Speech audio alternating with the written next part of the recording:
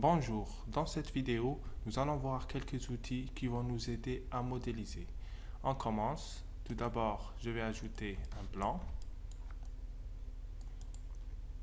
Voilà. Je le mets à 100 cm. OK. J'ai pour cacher la grille. Maintenant, je le convertis en éditable poly. Voilà, clic droit et convertir en éditable poly. OK. Tout d'abord, nous allons voir l'outil Shift, c'est-à-dire en utilisant la touche Shift du clavier. Cet outil marche uniquement avec les segments et les bordeurs, c'est-à-dire si je sélectionne un segment, voilà, j'appuie sur Shift et je tire, je vais créer un nouveau polygone. Avec cet outil, on peut rapidement réaliser des géométries complexes. Voilà. OK. Je peux aussi utiliser le bordeur. Par exemple, si je sélectionne la bordure, okay, je passe en mode Scale, R au clavier. Voilà, je peux dupliquer tous ces polygones. Okay. Lorsque vous allez modéliser, vous allez utiliser le Shift, voilà comme ça. Et à la fin, vous pouvez venir et ajouter un shell pour donner de l'épaisseur à votre géométrie. Cet outil marche uniquement avec les edges et les bordeurs.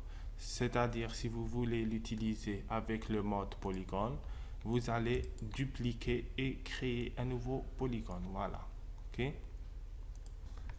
Maintenant, nous allons voir d'autres outils qui se trouvent ici dans le ruban. Voilà, ici.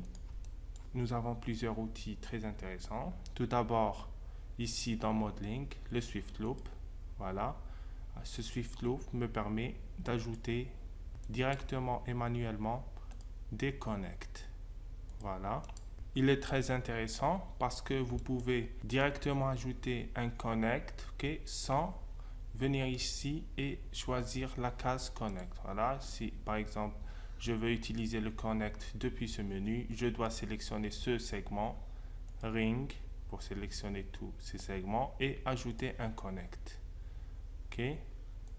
Avec ce Swift Loop, si je veux ajouter ce connect au milieu de mon segment, j'appuie sur Shift, voilà. J'ai ma loupe qui est bloquée au milieu de mon segment. Voilà. OK. Maintenant, il y a un autre outil. Il apparaît uniquement lorsqu'on est en mode Edge. Voilà. Je passe en mode Edge et il se trouve dans les Loops et Loop Tool. Voilà, nous avons cette fenêtre. Okay. Cette fenêtre va nous permettre de générer des cercles à partir de surfaces plates. Maintenant, si je veux extruder un cylindre à partir de cette surface, je peux utiliser cet outil directement. Okay. Tout d'abord, je supprime ces polygones. Okay. Maintenant, je sélectionne ces segments et je les convertis en Edge en appuyant sur CTRL et je clique sur le mode Edge. Voilà.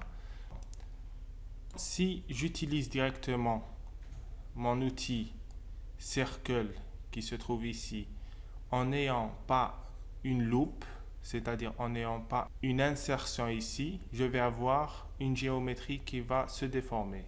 Voilà, si je clique sur Circle, ok.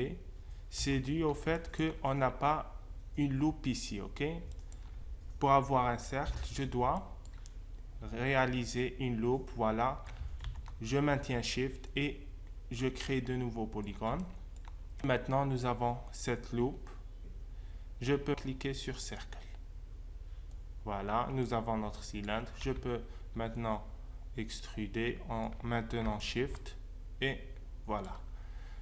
Si j'ajoute un Turbo Smooth, voilà. OK. Ici, on peut ajouter rapidement une loupe en utilisant le Swift. OK, directement ici. Une autre ici. Et voilà notre géométrie. J'espère que cette vidéo vous a plu. À tout de suite.